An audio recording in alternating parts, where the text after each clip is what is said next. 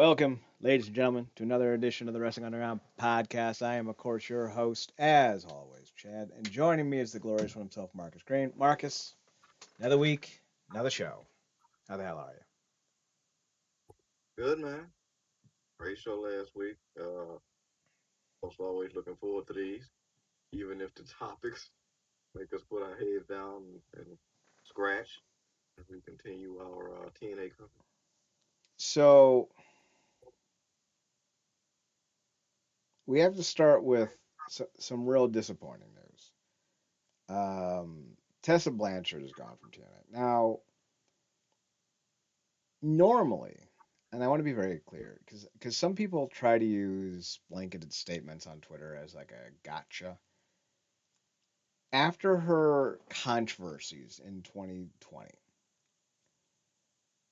she had the whole, hubbubaloo kerfluffle with what's her name, Negro Rosa. That's the feminine version. Um, and I think Sienna verified or validated the accusation against her. But then beyond that, she did her whole diva, I'm not coming back to wrestle during 2020 pandemic and getting stripped of the belt. And then she was brought on to work with WOW, Women of Wrestling. She was going to be essentially their face, their franchise, their head coach, all that stuff. And then she basically was such a pain in the ass, they fired her. And then she didn't really work anywhere. Got back in with CMLL, started this little comeback tour with TNA, and now she's gone. She was hardly used.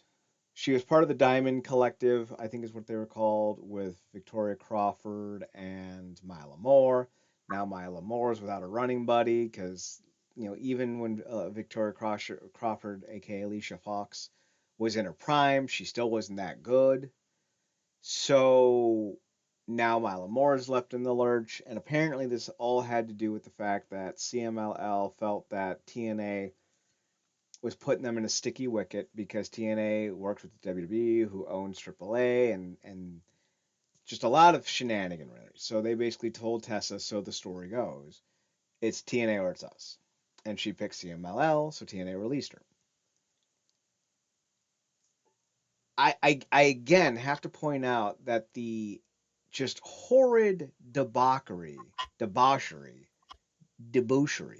that has been this partnership with the WWE continues to fuck this company over time and time again. This is one of those times where I look at Tessa, I look at TNA, I look at the goings on, and I just roll my eyes because it's just getting worse. Now, Tessa on her own, if we had the roster that we had with, Masha before we found out what a terrible piece of shit she was, with a healthy Killer Kelly, a healthy Kylan King, Jordan Grace, Deanna Parazzo, damn, what's Johnny Impact's wife's name? Taya Taya Valkyrie. Val Taya Valkyrie, thank you. If we had all that, right? If we had all that going for us, the loss of Tessa Blanchard would have been a nothing burger. Now in 2018, 2019, yeah, it's a lot more of a bigger deal. It's a huge deal. In 2022, 2023, it wouldn't have registered. In 2026, it's the biggest deal it could ever have been because the women's division is so utterly ass. Does this mean that Tessa hasn't spent the last 6 years ruining her reputation and becoming one of the biggest troglodytes in pro wrestling? No, absolutely not. It's still all valid. If you have an issue with her, it's respectable. But when you're talking about pure talent in the women's division in TNA, right now you don't have any. You don't. We sat here on the show and we tried to think about, well, before the show today, we tried to think about who the top three women in the brand are right now. And I think we came down to Lee Ying Lee, who I don't even think is that good. We came up with Jada Stone at number two. While I think she's a great athlete and she does a lot of spectacular stuff that'll draw you in, I don't think she's putting on, truly great matches so much as she's having truly great moments. And then I would probably say Jody Threat. And that's not like a strong threesome of talent. Now, you can build it up. You can develop Jada Stone. You can develop Mila Moore. Hopefully, you end the Elegance brand, and I think Maggie Lee and Maya Moore would be a great tag team. And you can actually get like Heather by Elegance, Heather Reckless in a tag team that's more suited to her, something with Jody Threat. But right now, with how bad the creative has been for TNA, with how bad the front office has been, with how just strap cash they are, and how unwilling they are to actually pay anyone to bring them into the company, this is one of the biggest blows 2 weeks before Slammiversary, or I think we're only 2 weeks out.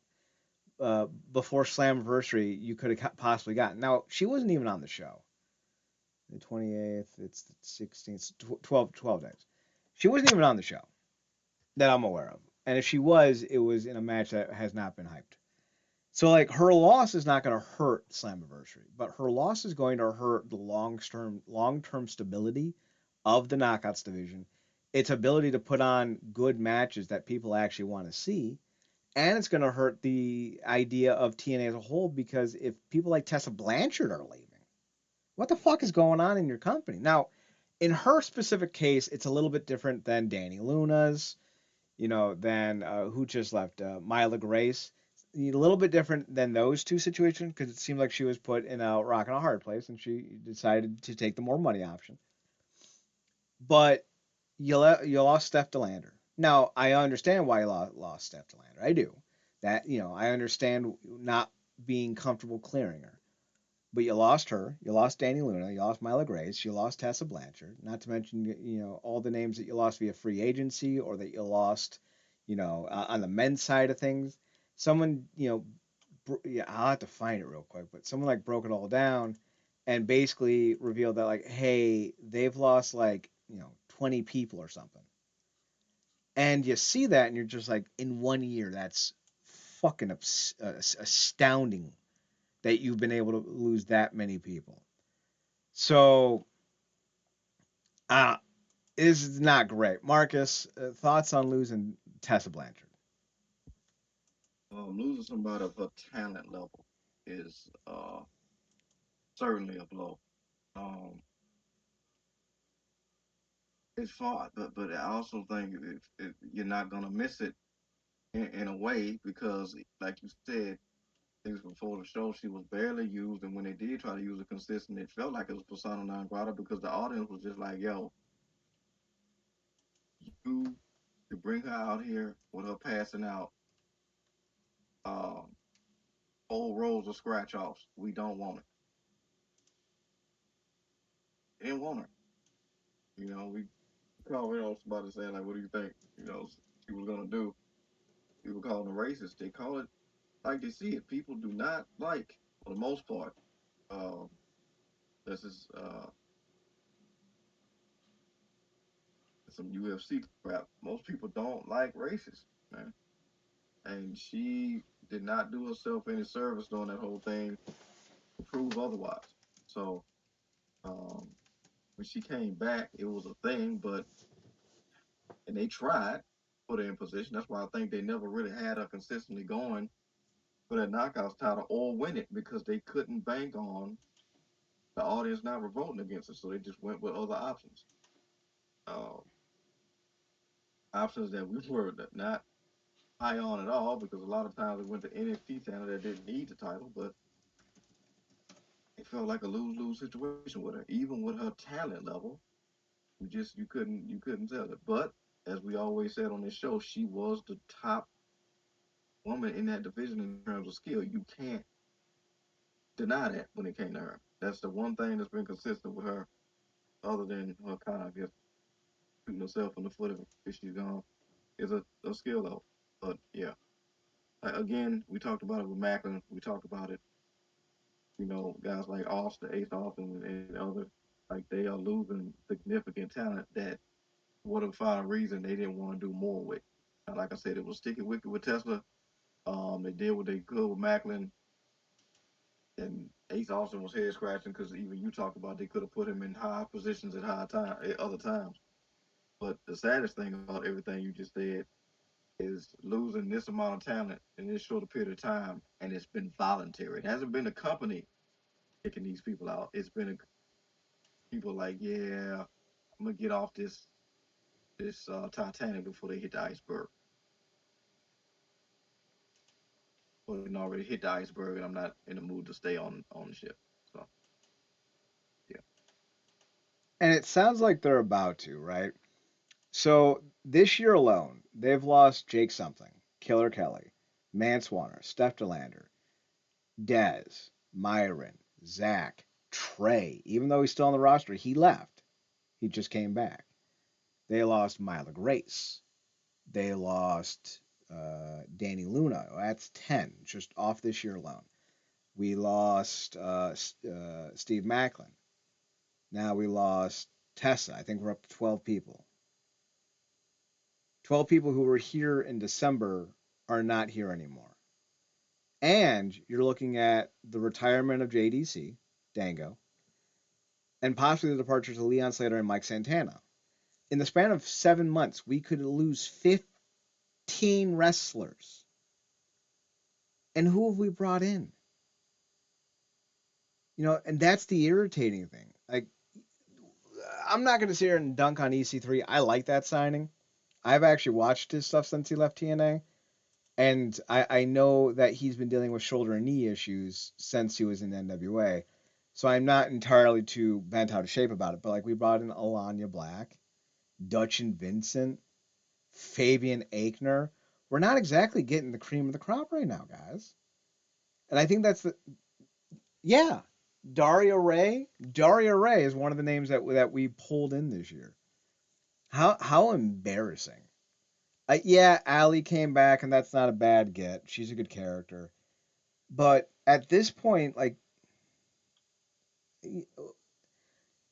what else? Like, what can you do? Yeah, you brought in Ricky Sosa, and he's gonna have a big role in Slammiversary. I think Rich Swan came back in 2026 or at the end of 2025. We had the brief returns of ODB, Taryn Terrell, and Mickey James. But for the most part, like this has not been a great roster. Like they're it seems like they're going full in on Zaya Brookside to win the belt at Slammiversary, and she's awful.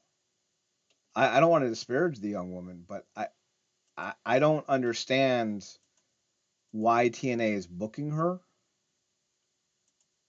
let alone booking her for a title. And this is the kind of shit that you see, and you're like, well, I understand why people are leaving. I understand why people are 86 and out the door. I get that. Steve Macklin's first appearance after leaving TNA, he told the camera something like, "I told that cuck I quit," referring to Carlos Silva. I don't think people like Carlos Silva. I think they find him detestable. I think Carlos Silva is worried about one thing and one thing only, and that's keeping the value of TNA high enough to sell them to the WWE. This partnership has ruined this company. And I said it would 2 years ago. And then I was told and shouted down by WWE fans, no, no, no, it's the only reason why people are tuning in. Well, the ratings are still the same without WWE talent. So that's not true. Attendance is still fairly the same without WWE talent. So that's not true. The only thing that's different is there's no fucking money in the roster. We're not paying people. We're not signing people. We're not getting people opportunities. I would be okay giving guys that have a less than stellar reputation a second chance, like Odyssey Jones or fucking Parker Bordeaux. Bring them in, let them see what they can do, because while they were in WWE and AEW respectively in the past, they weren't ever used right. So they still have this era of, well, what's their ceiling? We don't truly know. Let's find out. But instead, we get Fabian Aichner. And listen, Fabian Aichner's fine, but he has the charisma of a hole in the ground. He has the look of every other bald dude in the U.S. this year. Uh, like I, I am flabbergasted that this company's in the shape that it's in, considering all the financial success they found themselves in 2026.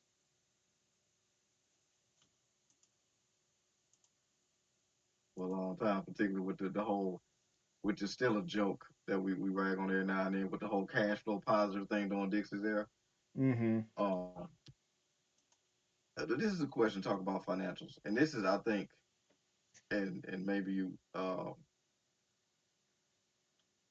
might slightly agree with this. This is where you start to kind of see and feel the the absence of the more. Because the Mm-hmm. question I'm going to pose to you: how many of these people you think stay if they got somebody in charge that they trust like a Demore, even though they not seeing AEW money, but the creative is at least on par with something that they can appreciate. I think you would find some guys who were staying on because of the relationship with Scott. But we have to remember he was still losing guys to, AEW and WWE because of their budgetary restrictions. But what I will say is before they got in bed with the WWE proper, I think it was 2024, which is right after Demore left. The one thing you were seeing is an abundance of foreign and international and other talents coming in. You had Kenny Omega coming on television. You had Okada. You had Will Ospreay. When CM Punk left in 2023 from AEW, before he rejoined in the WWE, and I think it was in 2024, maybe it was in 2023, I don't remember. But when he was about ready to re-sign with the WWE, there was a legitimate rumor, and I even made contact with somebody that TNA had $1 million offer for CM Punk to work every television and pay-per-view, and that they were going to offer it to him once he became free and clear. Now I don't know if they ever got to that point, but that rumor was real. So we've gone from having the money to because they were courting Will Ospreay. They were wanting to sign CM Punk if he was interested. They brought back guys like the Machine Guns, Alex Shelley, Chris Sabin. They brought in Nick Aldis, and the only reason Nick Aldis didn't sign with TNA long term was because he left to go sign up with the SmackDown brand as the GM. You had all these opportunities and guys coming in, and it felt like the roster was getting made over and strengthened. Now you're still losing some guys, but there was at least money willing to be spent. I said it last week and I'll say it again. I think the only way this company does not become just Evolve 2.0 is if Scott D'Amore and Jeff Jarrett can outbid the WWE in the next 2 years or so, when WWE's moratorium on buying other companies expires. Because I think there was something to do with the UFC merger agreement where they couldn't buy another American's combat sports property for X amount of years, and I think that's up in 2028, I think. And that's when I would expect TNA to be sold if that's the end game for Anthem. By that time, the way things going, do you think WWE cares to make that offer? Now that's interesting, and I'm glad you brought that up because I wasn't even thinking about that. With the way the WWE financials are, let me backtrack a little bit. When the deal was done and the conversation started in earnest, I believe TNA was on the WWE's radar. I think WWE was gung ho about it. The economy, sagging ticket prices, a lack of interest, declining ratings on Netflix, they're going to lose Netflix. That's not in dispute. The only question is, does Netflix have an opt out clause? Because Netflix is paying Raw a lot of money to get not a lot of viewers. Now, they could re up, it'll be for less money. Now, it might be more money than the initial offer, but when you adjust it for inflation, it won't be. Or they opt out early, or they just don't renew, and WWE ends up back on like USA Network with Raw. Now, because of these situations, with the ratings the way they are for Raw, with the declining ticket sales, the fact that no one is being retained anymore, and there's so many like multiple cut period. Like it was one thing after WrestleMania, 20 people might get cut, and that was kind of always the expected idea. Now it feels like it happens 2 or 3 times a year. So like we're getting massive cuts. Major names aren't getting their contracts even renewed. I think Kaylee Ray announced that she didn't even get a contract renewal offer when her deal was up. Now, and with the purchase of AAA, with the issues the UFC are facing, and they're facing a lot of financial issues as well. Now, they're not in the red by any means, but they're not making money like they used to. That's part of the problem. Couple all these together, the WWE may not want to spend money anymore on TNA or on any other wrestling brand. And if that's the case, I would be very curious to see what happens to TNA in the long run. And I think that might be curious to see if guys like Jarrett and Demore get back into the conversation because Demore wanted TNA. I think Demore had the money to buy them outright without having to take a lease or a loan. And I think if TNA even gets sniffed around as being available, I think he comes back in on it. I really do. Now they won't have the same backing they had under Demore, and the creative won't be instrumentally better. It'll be moderately better. It won't be fantastic, but it'll be better than what we got. So I don't know what a Demore led TNA outside of the Anthem umbrella looks like. I was going to ask you about that because I was part of the last show. Do you think had he actually got TNA in an alternate universe at this point, or alternate timeline, do we get the Maple Leaf Wrestling thing as well, or do you think he combines that with that, or he just doesn't do that and he just does what he is doing with Maple Leaf with TNA? I think he stays the course. I don't think there's any conversation about launching Maple Leaf Wrestling alongside TNA. I think if he had gotten TNA, he'd be too busy. So I don't see that being a big factor in any type of alternate universe. But we also have some more news to talk about, slightly more positive news. Amazing Red is set to come back to the company at Slammiversary. I don't think they have announced what he's doing yet, but I wouldn't be surprised if he's set to join up with I think it's the Ultimate X match, because they announced the Ultimate X match, right? I gotta check. Yeah, I'm checking too. Let's see, pulling up the wiki. Yeah, Ultimate X. So it's Cedric versus Slater versus Kazarian and three others. I gotta imagine Amazing Red is gonna be one of the three others. That's my thought. Um, I think they're gonna have a big signing for Mustafa Ali. Maybe big signing's the wrong word, because who knows how long that person will be in TNA. But I think they're gonna have someone that can get people excited for Mustafa Ali and his open challenge for the international title. Um, Now, the latter match of it all kind of baffled me because they're like, it's going to be so many tag teams. And then it was three.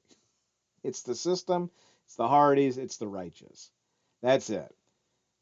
This Slamversary card looks about done. We're missing the three extra X Division guys and Mustafa Ali, but this is the card. This is the card, and it's not great. And Marcus, I think the one thing that people keep talking about, and it comes back into play here with the announcement of Amazing Red. A lot of people are pretty pissy, and rightfully so, about how TNA does these things. They don't prioritize announcements on their show anymore for whatever reason. The Slammiversary announcement of Amazing Red rejoining the company, even if only for one night, would have been a great ad to have on your television. You want us to watch your TV, but you don't announce anything. Like we get Zaya Brookside trying to cut promos every week, and God, between her and Daria Ray, I can't fucking do it anymore. So like, Which is even bad because who she's trying to cut the promo against is a lady who can't speak English real good, but she sounds better. yeah, and that just kind of gives you an idea on how fucked things are in this company. But like, you didn't announce Amazing Red. You know what you could be doing? You could be announcing signings and departures on Impact. You could announce on Impact that Steve Macklin has left the company. You could be announcing, matches for the show. You could be doing all sorts of things on the show to build up for your other shows. And they're not doing it. I don't know why. It baffles me, Marcus. It baffles me in a way I can't really articulate. Stupid. Man, they are missing like whatever this generation's will be Don West esque type person or whatever. Like it's still weird to me that Silver comes out and does the after the championship match handing the people the belt type of deal. It's I don't know if he's the one making those decisions about not doing the announcements or whatever, but they could be doing a lot uh to your point more stuff with that. I don't like they do the theme song, then they do the show, and then they do these little segments, and it's not really I don't you'll see like I said, a little vignette about showing flashes of body parts or whatnot of the person, but then that'll be it. And then it'll get dropped on Twitter, but it won't be on the show, to your point. So Mm-hmm. it's like I don't I don't get it. It's a lot of stuff that they literally used to do that was simple things that I don't understand why. And even with as bad as their creative is, you would think a couple of those guys, if not one of them, would be like, "Hey, it'll be a good idea if we did this." What is going They could have done this whole thing where they're like, we're bringing back three past names for the Ultimate X match. Tune in every week as we reveal who. I remember when Sting came back to TNA full time in 2006. He was building up for his match with who was it? I want to say it was Sacrifice 2005 against Jarrett and maybe Monty Brown. And they were doing this thing where like every week he brought out Rick Steiner, he brought out Buff Bagwell, he brought out Lex Luger, and every week they'd be like, "It ain't me," and then at the end of it, it was Samoa Joe, and it was such a great way of getting Joe over because like you're putting him with all these legendary guys from the '90s, and then it's like, no, no, no, no, it's not them, it's Joe. We're running Joe and Sting against I think it was Monty and Jarrett. And that was great. Like every week, when Bobby Roode left Team Canada and stopped being Bobby and became Robert Roode, he started looking for his new manager. And eventually it was Tracy Brooks. But every week he's like, I'm going to interview new managers, and he brought in Sherry Martel, Bobby the Brain Heenan, Jimmy Hart, and it was always like this excitement, like who's it going to be this week? TNA doesn't do that anymore. They don't even announce big signings on their show anymore. They don't do any hype promos. They don't really do jack all of shit. It's fucking pathetic. And Carlos Silva's to blame. Carlos Silva's the worst. Whatever negative you want to say about Dixie Carter, she cared. She cared about her company. She cared about her product. She cared about getting the most she could. Now she wasn't a great promoter. Her show should have had three times the audience if you had just marketed better, and she never did. And while you can give Carlos Silva praise for getting all these advertisers and partners on board, because they are, doing very well cash flow wise these days, everything else is a fucking mess. And if everything else is a mess, eventually the money leaves. So that's not like a good saving grace here. It really fucking isn't. One big news piece that came out this week is that Tasha Steelz has re-signed with TNA. She's been with the company since 2019. She's now one of the longest serving members of the roster, former Knockouts champion. I think she's a former Knockouts tag team champion as well. Yep, right here. Her return to or consistency with the company is one of the few good things about this. And I think either with Jada Stone or Alicia Edwards, I think she should run the tag team titles for a while. I think she would do great there.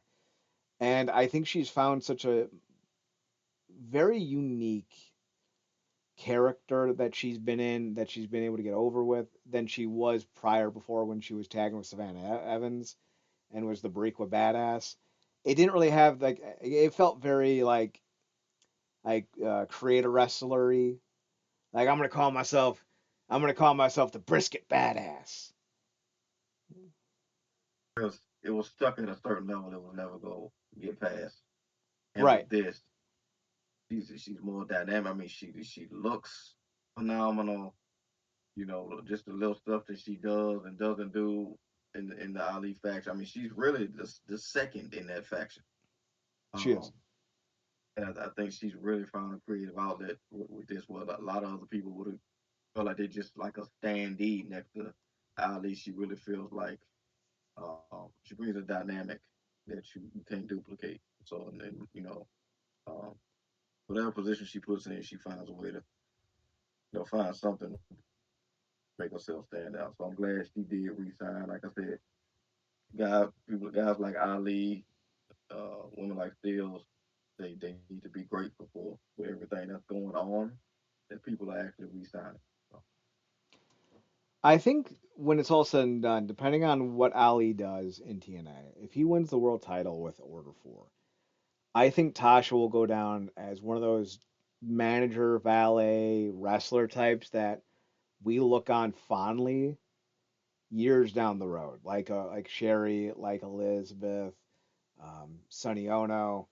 We'll look at them and be like, there was so much there, and they just ate with her. And I don't think she's at the Hall of Fame level yet, but she's been around for 7 years. She's a multi-time champion. She's the focal point of a lot of the shows and has been for, I would say, roughly the last 3 or 4 years, pretty consistently.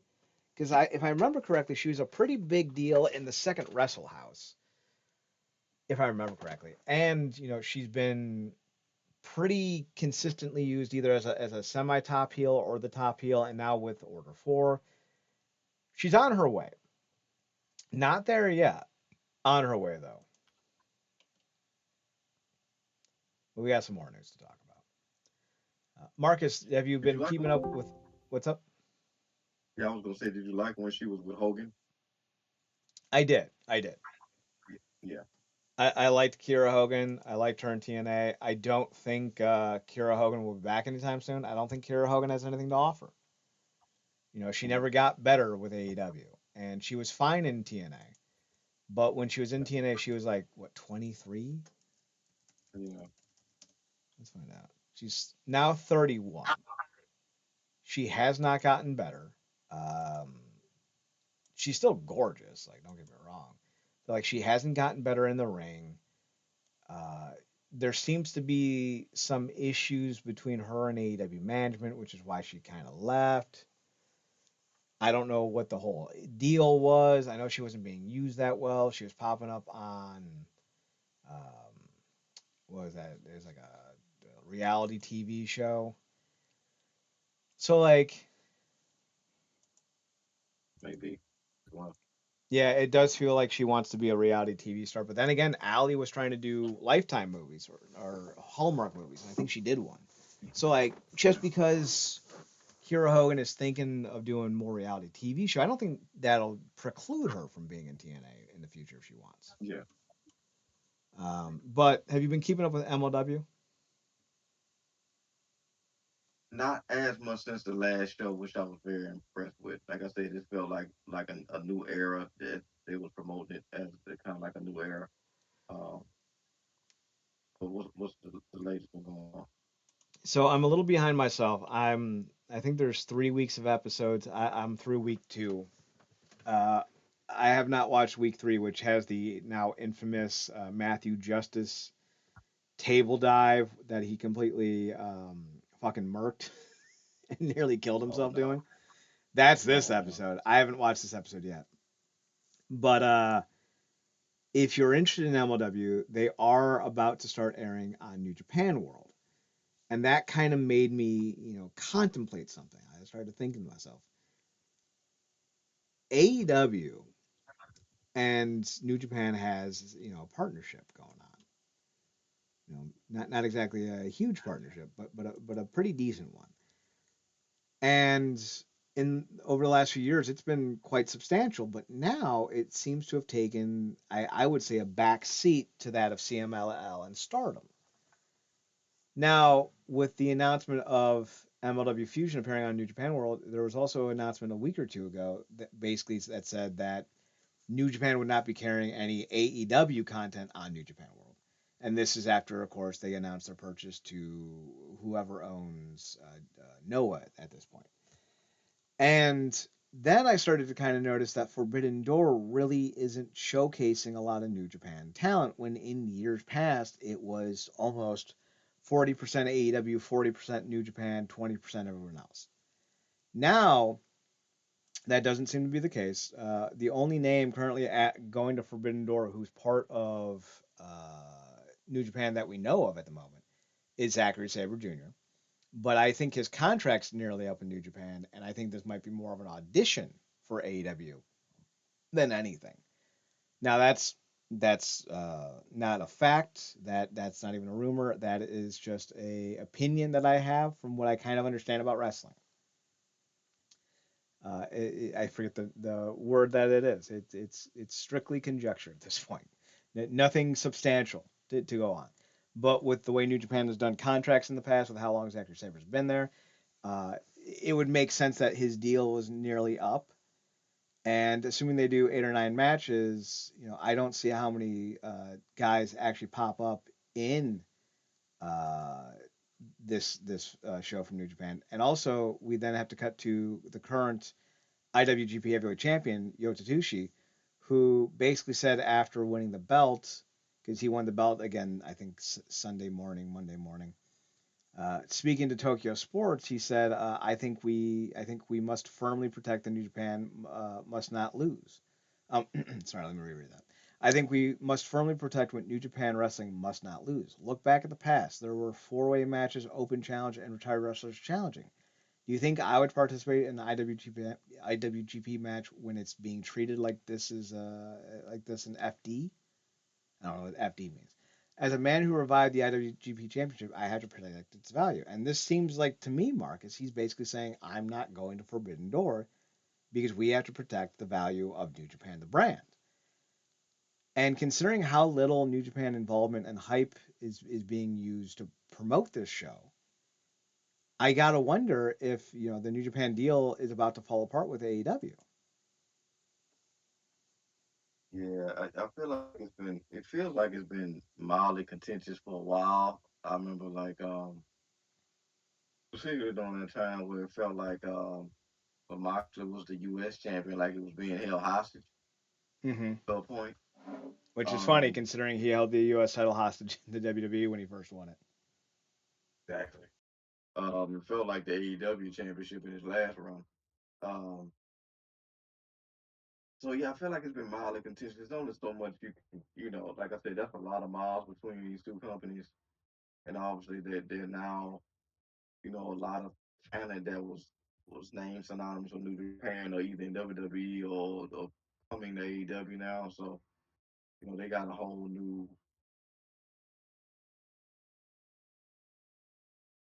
And I don't necessarily know if they need the constant inconsistency of, you know, we got somebody like a Konosuke Takeshita as our champion, but he's here, sometimes he's not. Same thing with somebody else. So they probably need to, you know, jettison that because it's not necessarily as beneficial as it once was. And when you brought up Forbidden Door, I kept thinking about, we just obviously talking about coming off of TNA. Who were they going back and forth with when they were doing their big, what was TNA's big merger show uh, that they do, or that they did? Oh, it was like the Forbidden Universe or something like that. Yeah, yeah, something like that. But was that loosely with New Japan, or that was with Noah or somebody else? So it was New Japan, but it was also other companies. Yeah, It's a similar concept to what the Forbidden Door is. Multiverse United, that's what it was called. there it is. Yeah, yeah, that thing felt like that last one was really good. But yeah, this Forbidden Door, it like you said, because it's always been, um, damn, I had to think about it.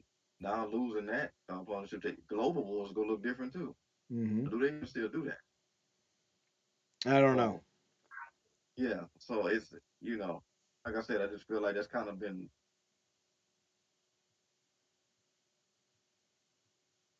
as you talked about earlier with WWE kind of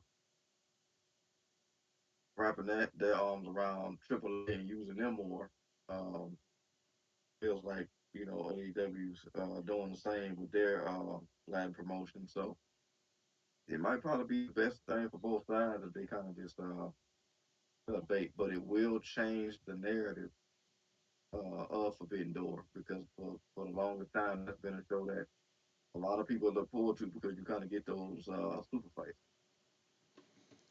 Now, this kind of brings us into an interesting conversation because one of the biggest issues that I had with TNA over the last 2 years was the abundance of NXT talent winning titles in TNA.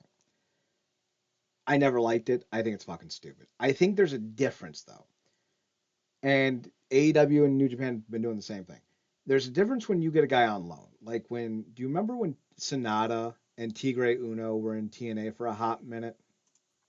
Oh yeah. Both those guys were technically, I think Tigre Uno was wrestling for AAA and Sonata was wrestling for, at the time, Wrestle One. They were both on excursions though. So while they were other companies' talents, they were booked and paid for essentially by TNA. So they had complete control over what they did with them, who they wrestled, they were on every show. There wasn't this back and forth. Now, when AEW was starting to do this again with New Japan, where Moxley would win the IWGP title, Takeshita, when they had guys from New Japan winning belts in AEW. I think that happened a few times. When all this was happening, they were always going back and forth, and it felt kind of weird because none of these guys were sticking around. You know, uh, Gabe Kidd would pop up here and there and would start feuds with guys, would show up in multi-man situations, and it just never felt really like we were watching, in my opinion, a partnership so much as two sides using one another. And I think when you have guys on excursion, you get to skirt that concern. But when TNA was doing it with NXT and vice versa, and when AEW was doing it with New Japan and vice versa, I feel like you're hurting both products because you're not dedicating the time needed to build up your own roster. I think a lot of the reasons that we're seeing NXT struggle right now in a lot of areas is because of that. I think we're seeing them struggle because despite having Evolve under their banner now, the talent coming out of Evolve isn't good, and NXT doesn't have enough airtime to give to guys because they were doing the partnerships with TNA for so long. Same with TNA. One of the biggest issues with the Knockouts division is that they gave too much time to NXT women who weren't going to be around. Same thing with younger male stars. AEW and New Japan, to a, I would say, both lesser degree because the names they were using were bigger names and should, and idealistically, standards help one another. But in also a bigger deal, they were limiting and hindering their own rosters by having this partnership because they were giving time to New Japan stars and AEW stars respectively instead of developing their own talents. Like, we're going to talk real quickly about Dominion, but Shota Umino just won the IWGP Global Championship. And I don't know if this is, I think he may have won another title a little earlier. Um, let's see. No, this is his first belt. He was one of the big to dos with this company. Like when we were talking about the guys who were coming up, it was Yota Tsuji, it was Shota Umino, and it was Yuya Uemura. Those were the three names that people were talking about as the next, big three of New Japan Wrestling. And nothing really happened with the other two until recently. So imagine if you weren't catering to AEW so much, right? You could have actually had a more developed, more ready roster at this point. Where even is Yuya Uemura? Because like I don't see him.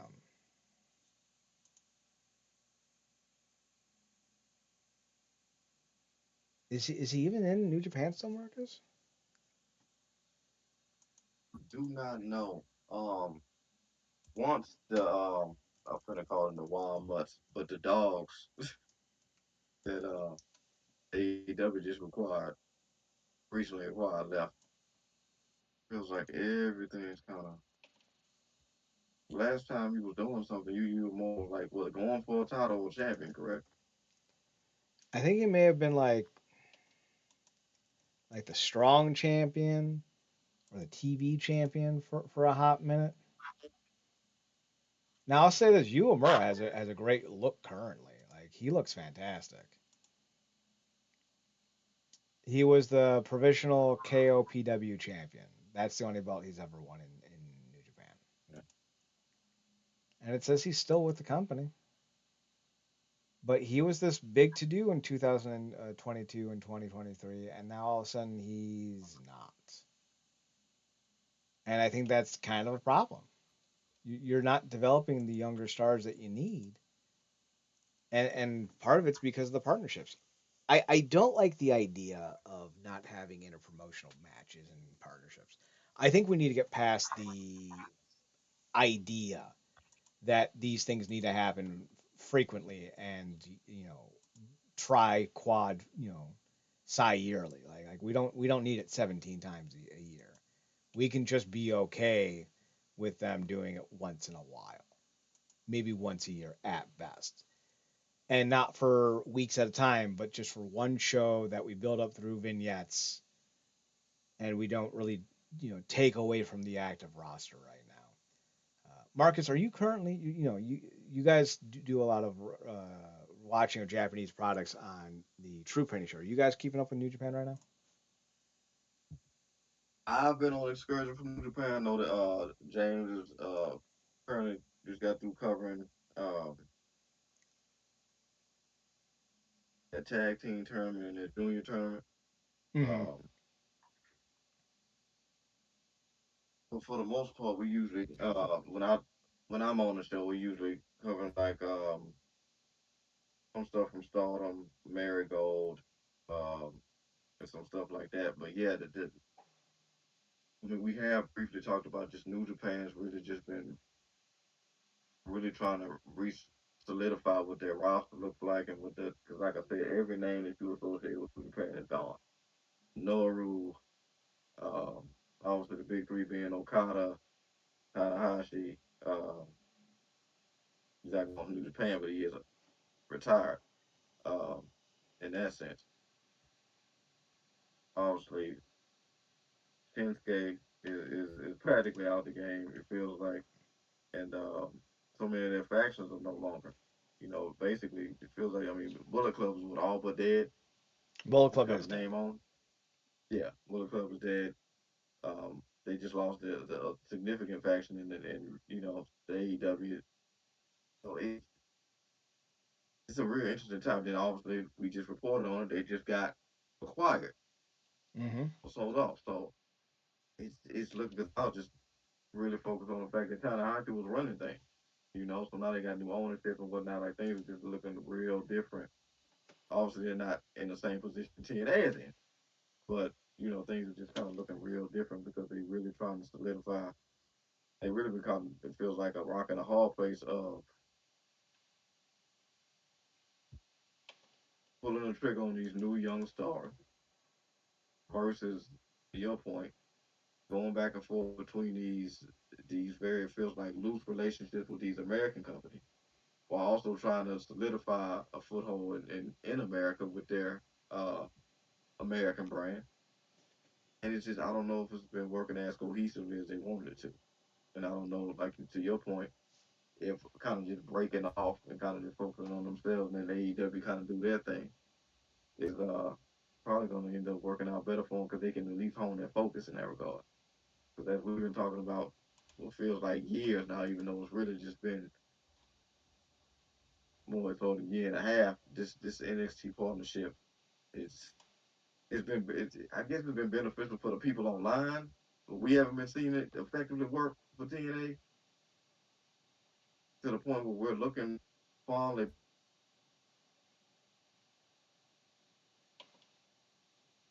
Yeah, they just kind of feeding themselves to a lion they kind of invited into the house. Feels like so. Yeah, but with New Japan, feel like they're still getting their feet back under them. Well, while they do that, Forbidden Doors right down the road. 5 matches so far announced. Osprey versus Strickland for the finals of the men's Owen Hart Cup. The women's world Owen Hart Cup will be decided between Hazuki and or Mercedes, not and or Hazuki or Mercedes Monet, taking on Athena or Maya World. And it does seem like they're building up to Athena versus Mercedes Monet in the finals, which could be very interesting. My criticisms on Athena's title run stand, but it does seem like AEW is using her better, even if they're not showcasing the Ring of Honor Women's Championship to the same pedigree that it should be. So we'll know this week. We'll know tomorrow. We're recording this Tuesday night. We'll record the 17th. We'll know between Hazuki and Monet and Athena and Maya World. So we'll have a better idea come this weekend. Sabre Jr. and Omega, Tekla and Starlight Kid, and then Mark Briscoe and 5 other men will take on MJF, Kevin Knight, and 4 other men. If Briscoe wins, he'll earn a AEW World Championship. And honestly, guys, I can't tell you how little I give a shit about Mark Briscoe in the main event of an AEW show. Brother's been wrestling for 26, going on 27 years. Let's not pretend that he's some big deal and that him winning the belt's going to be a big thing. I don't know why we're doing this. I'm no AEW fan. I've tried. And honestly, because of the way my work schedule shakes out, I watch every collision just because like I'm at work. My job basically is every 15 minutes an hour I have to do certain stuff to maintain the health and security of this building. After that 15 minutes, the next 45 are up to me. And they're like, yeah, we have satellite TV. You want to sit down and watch the satellite TV while you do your other job? Sure.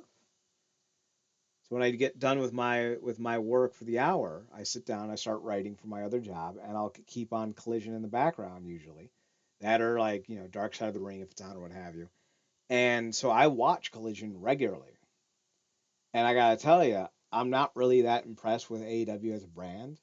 They're better than most, but they're not as good as they could be or should be. So I'm I'm not optimistic that a Mark Briscoe main event run is going to do what I think Tony Khan wants to do. And it does sometimes feel like he's not booking for anyone but himself, which I guess to a degree is fair because your money, your brand, your rules. But on the other hand, I really don't know that there's a lot of people who want to see a Mark Briscoe world title scene. So like, um, no, I would not have taken the belt off of Darby. That was That whole sequence was fucking stupid. Thank you for asking that because that's a good question. Yeah. Darby, I don't know if Darby Allen right now is as popular as he was 2 or 3 years ago when he had a lot of momentum. So maybe you don't even put the belt on Darby, but once you put the belt on Darby, I think you'll run with it. Because like, why go back to MJF? Like we already know that certain guys only move the needle so much. And for all the bluster and hullabaloo that MJF gets, I think he's one of those guys. I don't think he moves the needle. In fact, I think one of the biggest needle movers, now granted, health has been an issue, is Kenny Omega, and he's only a one-time AEW World Champion. Now, they could be building up to Omega and MJF here in the next month or two with the idea of going into the Texas show, which is All In. Oh, sorry, that's England. I could see them going into England with the. Um, I guess it's gonna be for the Owen Hart. Hang on. Let me see some. It looks like they're going into England with the idea of MJF either versus Swerve or versus Osprey, but I got to think with England it's going to be Osprey. Now I think Osprey can move the needle for you. I think Swerve, if you get him into a, because like Swerve was hot as shit with Adam Page, but I feel like they haven't done anything that got him back up to that level. So I think like Osprey and Omega are your two next names, and I think that's kind of the direction you need to go in. But I know from what I've seen, for the last 7 years with this company, I know that more than likely Tony Khan's going to just keep rolling with MJF because that seems to be the guy he thinks will move the needle, and I just don't understand that even a little bit. But like again, not my company, not my decisions. It's weird. I was actually enjoying because at first I was like they pulled the trigger on Darby. I didn't see it coming. Maybe that was half the point of why it happened went down the way that it did against somebody like MJF who probably was like the last opponent who would have saw coming to take it off of him of all people, specifically the way that he cheats. Um, but I was enjoying his reign because it was believable for a guy who is his size. Uh, with the way that his offense is set up against guys like Brody King and others that it was like they're gonna kill this guy. And for the most part, they did, and he eked out with these wins, and it was believable and it was enjoyable to watch. And to be fair, I mean the kid be killing himself anyway when he's in regular no nothing matches. So the fact that of course he would damn near kill himself trying to hold on to a title he probably didn't think he'd ever run in a million years. So that was enjoyable, just from that aspect. But MJF is like their male Charlotte. So it's just like you said, he's a safe space for Khan, and I don't know if he raises a certain amount of hell when he's not champion based off what they probably pay him. So because you can't tell him he's not, God's, you know, gift to the sport at this point. So yeah, hopefully they're going in the Will Ospreay or Omega territory back to Swerve of it all. They have options, but like you said, it kind of feels like MJF is their kind of fallback point. I think what's interesting is we look at Darby, and had we really set up some type of cruiserweight, light heavyweight, X division situation going on, I don't think Darby would be bouncing around as much as he is. I think we would have had a more sustained push with Darby and a singular idea. And then I think when he wins the belt, I think we have a much bigger, much more fun type of idea of what to do and how to do it. I'm I wish AEW would stop trying to be Tony Khan's dream and start looking at how, this brand could embrace some of the more unique aspects of pro wrestling. I think weighted divisions help. MLW was able to feature Mystico as a world champion for like a year plus by giving him the middleweight world title. And I think if AEW went into that same concept sometimes, like with a cruiserweight world title, I think Darby Allin could have had a pretty prestigious run with some gold outside of like the terribly done TNT and TBS titles and the short ass, unremarkable, unremember, non memorable world title run. But that's not what happened. That's not where we are, and we move on. Yeah, and also selfishly, I kind of appreciated him having the title because it kept him busy and it kept him focused on one thing. Because in my mind, I'm like, if this kid doesn't have something consistent to do on this show, he's gonna get scatterbrained and go and Jeff Hardy himself off the side of a mountain, and then we're just gonna be waiting for some bad news because he daredevil one time too damn many, and you know, so also appreciate it for that aspect because this kid does have a particular notion for the extreme that is concerning at times. Concerning is a good word. As far as tonight's show, however, goes, I think we are at the end of it. Um, let's call it here. Nothing else came across the news wire. Natty and Nikita Lyons and someone else just formed a trio on NXT television. Yeah, I can't wait for the that, fun nicknames people come up for those three. yeah, that he just beat Jada Park. I don't know what they're gonna do with Jada Park. I don't know. I don't feel like whatever high they was on with her, they kind of got off it, and I don't know if they're gonna get back to it. They trying to take her through the wall of attrition type of deal. Uh, I don't know. It's been interesting to watch, but she just got tapped out by the low key legend, which I know is a sticking thing. It's a stick in your craw. Such a Um, terrible fucking name. yeah, Just it's call pretty. yourself the person no one ever truly liked. You know, I'm the most popular bully in the world. I'm the least popular cool kid. Mm, fucking Natty. It's me, the pooter. No. She'll go into the WWE Hall of Fame. She shouldn't, Oh yeah. but she will. So like, Yeah, I yeah, mean, they got both fellas in there at this point. It's a freaking, you know, throw the sticky foam ball at the fake Christmas tree hanging on the back of the door and let it stick. Wade Barrett will So go on one day, I guarantee it. yeah, a what they bum Corbin any Bum year now. Corbin, he's gonna go in.